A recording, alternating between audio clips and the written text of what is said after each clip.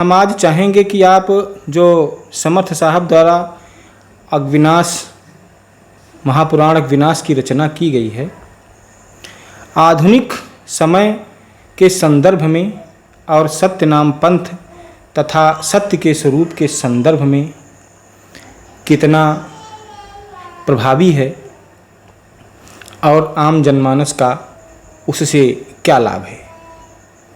महाराज जी, देखिए, समर्थ स्वामी जगजीवन दास जी की जो गुरुवाणी है, उनके मुखारबिंद से निकला हुआ जो शब्द है वो ब्रह्मवाक्य है। अग्विनाश ग्रंथ, अग्विनाश ग्रंथ का जो प्रमुख उद्देश्य है, जैसा कि हमारे यहाँ आरती में भी कहा जाता है कि 23 सप्ताह नेम करी कोई जी, कहा सुने पारायण हुई जी। और ऐसी मान्यता है कि जो भी अग्विनाश ग्रंथ को सुनता है, कहता है, तो उसके जन्म जन्मांतर के पाप नष्ट हो जाते हैं।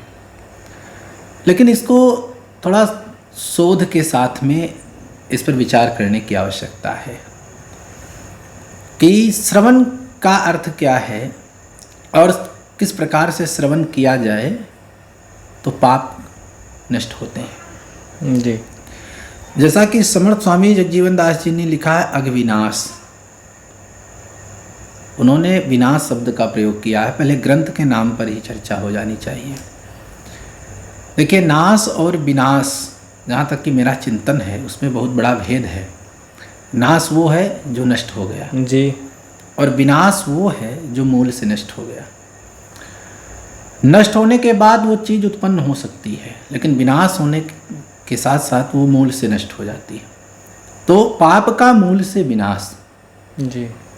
लेकिन पाप का मूल से विनाश कैसे होगा, इस पर चिंतन की आवश्यकता है कि मात्र पढ़ लेने मात्र से, सुन लेने मात्र से यदि सबके पापों का विनाश हो जाता, सबको मोक्ष की प्राप्ति हो जाती। यद्यपि वो उनके मुखारबिंद से निकला हुआ शब्द है, तो एक एक शब्द ही ब्रह्मवाक्य है, उस पर कोई मतलब टिप्पणी नहीं है, ना किसी को करनी चाहिए, ना कोई संदेह करना चाहिए। जी। एक शिष्य के नाते, एक समझ लीजिए उस संप्रदाय से दीक्षित महंत के नाते। जी, जी। नहीं, जैसे महाराज जी हम इसलिए पूछें ये बात जी कि जो आम लोग जुड़ रहे हैं, जो अभी सत्यनाम पंथ से हमारे परिचित नहीं हैं, हाँ, और जो नहीं जानते हैं, जी, ये प्रश्न हमने उनके लिए किया है हाँ, तो वही कि कह रहे वो कैसे जुड़े जी और कैसे वो अपना कल्याण करें। जी। तो इसको जानने की महत्वपूर्ण आवश्यकता ये है कि समर्थ स्वामी जगजीवन दास जी ने अग्विनाश जो ग्रंथ है, वो किसी का चरित्र उसमें वर्णित नहीं किया गया। वो कोई खंड काव्य नहीं है कि जैसे संवाद के द्वारा, उसमें जैसे रामचरितमानस है तो वो खंड काव्य है, संवादों पर आधारित एक ग्रंथ है। वहाँ पर ईश्वर अर्थात पार ब्रह्म परमेश ने स्वयं भगवान शिव को कथा श्रवण कराई है और उसी कथा को स्वामी जी ने वर्णित किया है। कहने का तात्पर्य ये है कि जीवात्मा ये जो है, ये जो बहिर्मुखी होकर के इस संसार में रमण कर रही है, ये किस प्रकार से अंतर्मुखी होकर के अपने स्वरूप को पहचाने और किस प्रकार से वो प्रभु में उसकी प्रीति हो, किस प्रकार से भगवान का साक्षात्कार हो। ये संपूर्ण जो है चिंतन स्वामी जी का इसी ग्रंथ के अंदर आधारित है। जी, जी, जी। तो कहने का तात्पर्य ये है कि जब हम ग्रंथ को सुनते हैं तो उसमें नाम महिमा की प्रधानता स्वामी जी ने दी है। जी, जी, जी। नाम पर विशेष बल दिया है जी। कि किस प्रकार से हम सुमिरन करें, किस प्रकार से जी, जी, जी। भजन करें, और वो सुमिरन भजन करने से उसका परिणाम क्या होगा, हमको अनुभव कैसे होंगे। तो ये संपूर्ण जो बातें हैं स्वामी जी की, वो इस ग्रंथ में वर्णित हैं। जी। तो जब हम उसका श्रवण करेंगे जी, और श्रवण के साथ साथ अपने चित्त के अंदर उसका चिंतन करेंगे, जैसे आज ये प्रत्येक साधक को इस निष्ठा के साथ श्रवण करना चाहिए कि आज स्वामी जी तो अपने स्थूल शरीर को त्याग चुके हैं जी, लेकिन वो शब्द के रूप में जी हमारे बीच में उपस्थित हैं। जैसे हम जाते हैं समाधि के दर्शन कर लेते हैं, साहब के दर्शन कर लेते हैं, लेकिन वो ग्रंथ के रूप में जो हमें उपदेश दे रहे हैं, जी, जी, अगर अपने मानव जीवन में हम उसका पालन नहीं कर रहे हैं तो हम सतनामी नहीं हुए। जी। हम धागा तो पहन लिए, बहुत अच्छी बात है, बाना पहन लिए, धागा पहन लिए, मंदिर के परिक्रमा कर रहे हैं, सब कुछ कर रहे हैं, और ठीक है। लेकिन गुरु की जो वास्तविक सेवा है वो गुरु के बताए हुए मार्ग का अनुसरण करना होता है। तो गुरु, अब बड़े बाबा हमसे कहने नहीं आएंगे, तो वो अघविनाश ग्रंथ में जो कह चुके हैं वही हम सब के लिए है। तो कहने का तात्पर्य ये है कि हम उनकी वाणी का चिंतन करें जी। चिंतन करने के बाद में जब उसी में हमारा मन रम जाएगा जी। और जब हमारे अंदर की वृत्तियों में परिवर्तन होगा, वृत्ति बदल जाएगी जी। और जब हम नाम सिमरन में लग जाएंगे जी। और जब उस मार्ग को अपना लेंगे, जी। जिस प्रकार से माँ भवानी को गणेश जी ने उपदेशित किया अघविनाश ग्रंथ के अंतर, जी। जी। जी। जिस प्रकार से लोमस जी ने गणेश जी को उपदेश किया है, जी।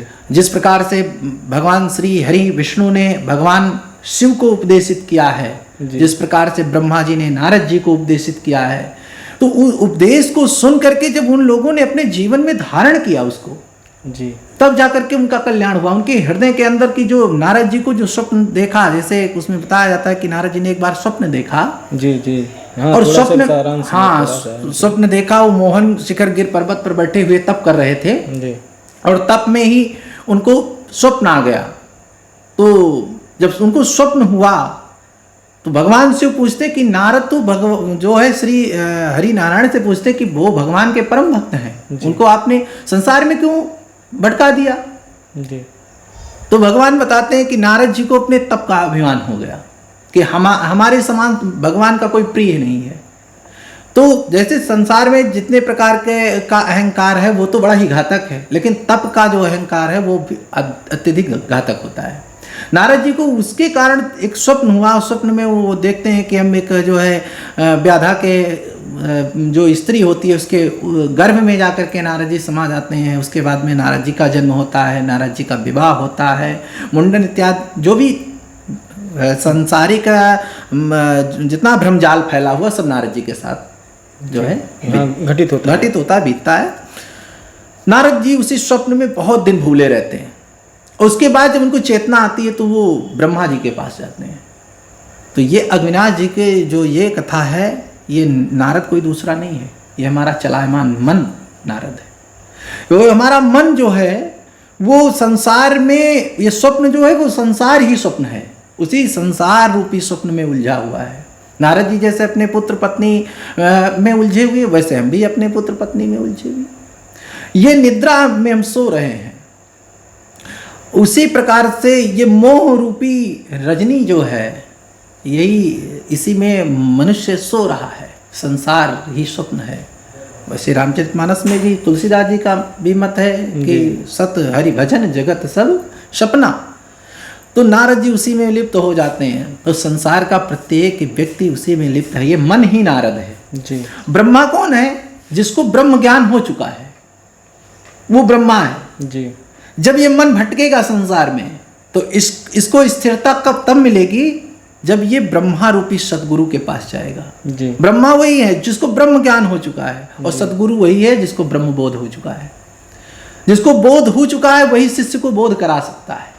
बिल्कुल सही है। जो दिल्ली गया ही नहीं वो मार्ग क्या बताएगा? सही है।